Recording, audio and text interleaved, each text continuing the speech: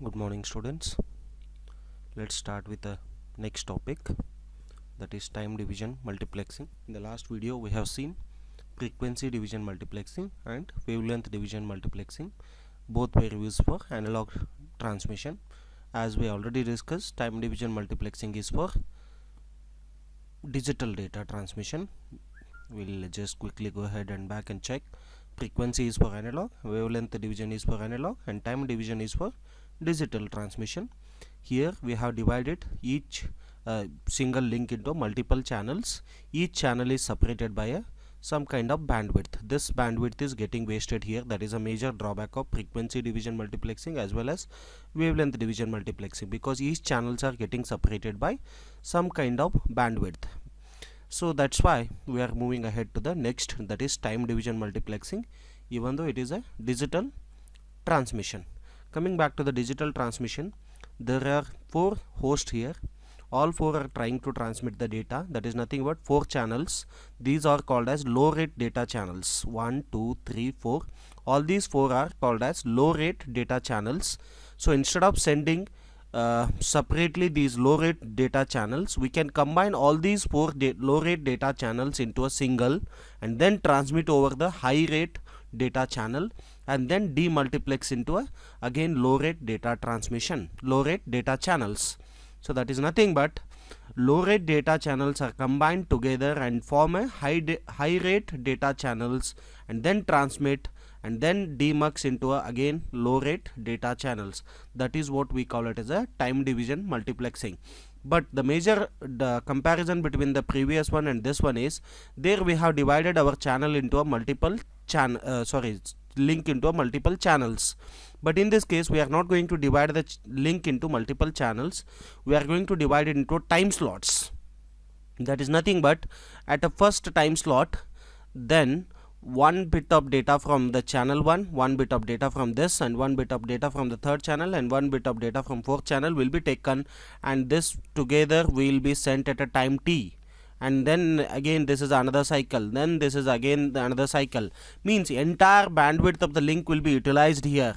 We are not dividing the bandwidth of the link into multiple channels. Entire bandwidth of the link is utilized for all 4, but only thing, part of the channel 1, part of the channel 2, part of the channel 3, part of the channel 4 data is divided into multiple time slots. So this is 1 means 1 bit of data from channel 1, 2 means 1 bit of data from channel 2, 3 means 1 bit of data from channel 3, 1 bit of data from channel 4. This entire is called as one cycle. And in the same way, next frame is also going to get transmit like this, and next frame. This is how the actual data. So combining low rate data channels into a high rate data channel will be done by our multiplexer, because already we have seen the multiplexer. So combining them into a single. So here they were low rate data channels, but once you combine them using multiplexer, they will become high rate data channel.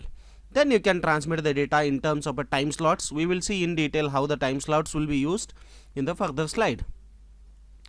See here the definition, whatever. TDM is a digital multiplexing technique for communication combining several low rate digital channels into one high rate one. That's what we are going to combine low rate data channels into a high rate data channels. See here, that's what I said. So this is a one channel, this is one more low rate data channel, this is another low rate data channel. There are 3 low rate data channels. This we are going to combine into one. So at a time t, so 1 bit of A1 is taken, then B1 is taken, and C1 is taken. All these 3 together we have formed as a one frame. This frame will be transmitted at a time t seconds. Then another time t seconds, A2, B2, C2 will get transmitted. That is called as frame 2. Another time t seconds, A3, B3, C3 will get transmitted. That is called as frame 3. Each frame is a 3 times slots. Each time slot duration is t by 3 seconds. That is nothing but A1. For this low rate data channel to get transmitted with the A1, how much time is required? Because total for the frame t is required. For A1, t by 3 is required. For B1, t by 3 is required. For C1, t by 3 is required. In the same way, A2 also t by 3. So that is nothing but total time divided by how many number of frames you have. So that is how the time calculation will be done So this is what we call it as a time division multiplexing or synchronous time division multiplexing. So every time t seconds, one bit from each low rate data channel will be taken, and that together we will form as a one frame, and that will be transmitted at a time t. This is the high rate data channel, and these are the low rate data channel. All these three combined together, it has become high rate, and this bandwidth is always more than what is required. So that's why we are able to transmit, but entire bandwidth is used here. We are not divided into multiple channels. In a single channel only we are transmitting all the bit, but at a different time slots. There at the same time we were transferring in a frequency division multiplexing, but in this case all are getting transmitted at a different time slots. Means at time t only frame 1 is getting transmitted, at a time t1 this will get transmitted, at time t2 this will get transmitted. Next, in a synchronous TDM the data rate of the link is n times faster and the unit of duration is n times shorter. That is nothing but data transmission is going to get faster with a duration of n time shorter. We'll see one example, simple example. How such kind of examples are many in your textbook, but we'll solve one here. The data rate of each one of the three input connection is 1 kbps. That is nothing but here three input are there, 1 2 3. This is a 1 kbps capacity is there, 1 kbps capacity for B and 1 kbps capacity for C also. Then if one bit at a time is multiplexed, as I already said, one bit of A1, one bit of B1, one bit of A, one bit of B, one bit of C will be taken. So that is what at a time what he is taking. If one bit at a time is multiplexed, that is nothing but one bit he will take from each input line, and it will be multiplexed and it will become a 3-bit frame. Then he is asking you to calculate each input slot. What is the duration of each input slot? That is nothing but just calculate here. Answer: the data rate of each input connection is 1 kbps. Already we know each input line is 1 kbps because he has given already in the example only. This means that if you want to consider only one bit out of the 1 kbps, then that is nothing but 1 divided by 1000. If you convert k into normal, then it will become 1000. So for one bit how much time it is required? 1 divided by 1000. That is nothing but it is going to be 1 millisecond. Duration of the input time slot is 1 millisecond. So whatever the input capacity is there and how many bits you are taking for the multiplexing, total number of bits you are taken for the multiplexing divided by the total capacity. Here 1 bit we have taken, total capacity is 1 kbps, 1 divided by 1000, that will become 1 millisecond. Coming to the second question was what? Each output slot. Output slot is nothing but what is what you are going to get. For each bit, what is the time you are going to get? Already I said for each bit is nothing but for A1, what is the time? T by 3 seconds. Then in our case, what is the capacity? That is nothing but 1 by 3 milliseconds, because total time we have calculated is 1 millisecond, and then how many bits are there? 3 are there, then it is going to be 1 by 3 milliseconds. Then each frame carries 3 output time slots. So the duration of each frame, how many frames?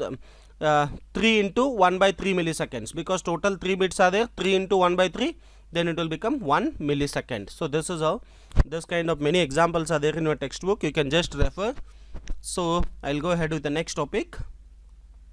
Interleaving. The process of taking a group of bits from each input line for multiplexing is called as interleaving. We interleave the bits 1 minus n from each input onto the one output. We'll see with the diagram, then we'll better understand. So we need to understand what do you mean by synchronization between the sending multiplexer and demultiplexer also. As I already said, every time we will take one bit from each channel, low rate data channel. For example, A1 will be taken, B1 will be taken, C1 will be taken. These all three will become one frame. These all three will become one frame. These all three will become one frame. So this diagram indicates it has taken A1 from this. It is a rotation because it is called working as a multiplexer in this. So for while coming, when it is rotating, it is collecting one bit from A1, one bit from B1, one bit from C1, and then again it will go 1 bit from A2, 1 bit from B2, then 1 bit from C2. Like this it will be keep on rotating. When you are doing at this multiplexer end, at the receiver end, exactly the same thing should happen. From which low rate data channel it has taken A1 to the same low rate data channel, it should produce A1. That means A1 should not go to this B channel and C1 should not go to the A channel. A1 means it should go and put in the low rate data channel of the A. B1 means B should go and get pasted here. Means there should be a synchronization between multiplexer and demultiplexer. That's why this rotation diagram is mentioned here. So whenever A comes, it should put here. Whenever B comes, it should put here. Whenever C comes, it should put here. So that is how the synchronization should happen between sender and the receiver. Sender and receiver is here is nothing but multiplexer and demultiplexer. Next, data rate management. Not all the input links may have the same data rate, because in the example previous I assumed all are having 1 kbps, but in most of the cases they will not be having a equal. Some link may be slower, some link may be faster. So to handle such kind of situation, we have different strategies. So that is, first strategy is multi-level, another one is a multi-slot, another one is a pulse stuffing. Instead of going through this theory, I'll directly explain you through the help of diagram. We'll go to the next slide. So first one, multi-level. In this case, assume that 3 input signal are with 40 kbps. That is nothing but 3 channels are of 40 kbps, but 2 channels are of 20 kbps. So in this case, what I should do is, instead of transmitting this separately, first I will combine these two and then this will become 40 kbps, because first I am applying multiplexer here separately for these two input, and then it will become 40 kbps. Then all 4 channels, 1, 2, 3, 4, all 4 have become equal. Then you can do the multiplexing. Then 160 kbps, this will become as a high rate data channel. So this is what we call it as a multi-level multiplexing, because first you have to make them equal, because these two were less compared to the another 3. So first combine them and make them equal. Then instead of 5 we will get 4. Then combine them and pass it to the next level. This is called as multi-level. Next, multiple slot multiplexing. In this case, these 3 are 25 kbps and this is 50 kbps.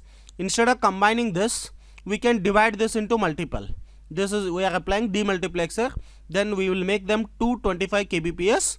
Then we will get 5 low rate data channels. Then multiplex and then pass it over the channel. So this is multiple slot multiplexing. Next, coming to the pulse stuffing, the diagram itself say these two are 50 kbps channel and this is 46 kbps. Then you have to amplify that. That is nothing but pulse stuffing will be used to do that. Then once you pass through this, it will become 50 kbps. Once they become equal, then do the multiplexing and pass it over this. So this is called as pulse stuffing. These are the 3 terminologies we use for the data rate management, that is multi-level, multi-slot and pulse stuffing. When we have to use what, you should be aware. Multi-level is used when you have this kind of situation. This is multiple and this is pulse stuffing. Then coming to the synchronization, directly we'll see with the diagram. See here. So these bits are added in order to identify where it has to end. So whenever it see 1, it will count for 3 bits, because it is already knowing that each frame is containing 3 bits. So first it will start with this 1. After 1 there should be 3 bits, 1, 2, 3. Then it will stop. Then here also after saying 0 it will count 3, 1, 2, 3. Then here also after saying 1, 1, 2, 3. So like this bit pattern will be used to recognize how many bits are there in the ahead part. So that is how the synchronization pattern works. Coming to the next topic, that is inefficient use of the bandwidth in case of this multiplexing, that is time division multiplexing. Sometimes an input link may have the data and may not have the data. When the data happens, 1 or more slot on the output link will go unused. That is wasteful of the bandwidth. We will see with the diagram. See here, this this we will assume it as a A channel. A channel is having data at time 0 also, time 1 also, time 2 also.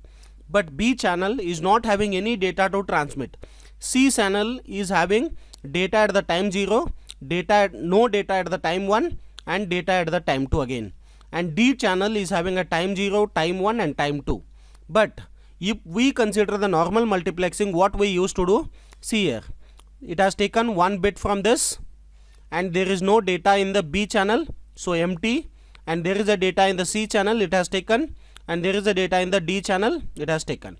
Next, coming to the time 1, A data is there, it has taken, B data is not there, empty, C data is not there, empty, D data is there, it has taken. Means this bits will get waste. This is what we call it as a wastage of bandwidth. And the same thing has happened here also. A data is there, it has taken, B is not there, C is there and D is there. So this wastage of data should be avoided with the help of TDM slot comparisons. Here we will see how we can reduce that. So whenever there is no data, what we can do for that, line A, line B, line C, line D, he has used multiple, A1, B1 and then C is empty and D1 he has taken and E is also empty. This is normal synchronous TDM. If you use a synchronous TDM, this is what is going to happen. These are the bits for the synchronous bits 0 and 1. How many bits should be there after 1? 4 bits should, not 4, 5 bits should be there. 1, 2, 3, 4, 5. After 0, how many should be there? 5 bits should be there. But in between some empty slots we are getting. That means inefficient bandwidth utilization, because some channels don't have a data at a particular time. If they don't have any data to transmit, then synchronous TDM will simply create a slot for them also in a frame. That should not happen actually. Then that problem can be solved using statistical TDM. In statistical TDM, what we will do is, instead of taking in a synchronous way, first A1 will be taken and we will represent that A1 with a A bit. That means this A1 belongs to A. At a time t, A1 is having a data. At a time t, B1 is also having a data. B is also having a data. At a time C, C is not having a data. That means C has been skipped. We have not reserved any space for that. Directly we have taken a D. So that means these data D, B, A indicates to which channel that particular bit belongs. So that is why these extra bits are added. B2, B, because in a second A is not there, so he has taken B. B2 because directly B2 is available, A2 is not available, so that B indicates it is belonging to B. Next D2 is there, C2 is not there, so directly D, D2.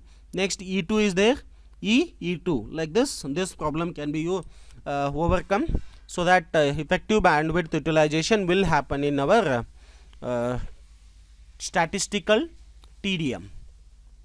Okay, thank you. The one of the very important question for your exam, in most of the question paper it is there, explain time division multiplexing in detail. So you should be able to explain. Along with this, some examples are there in your textbook. Please go through that and try to solve them. All are of same kind. Thank you.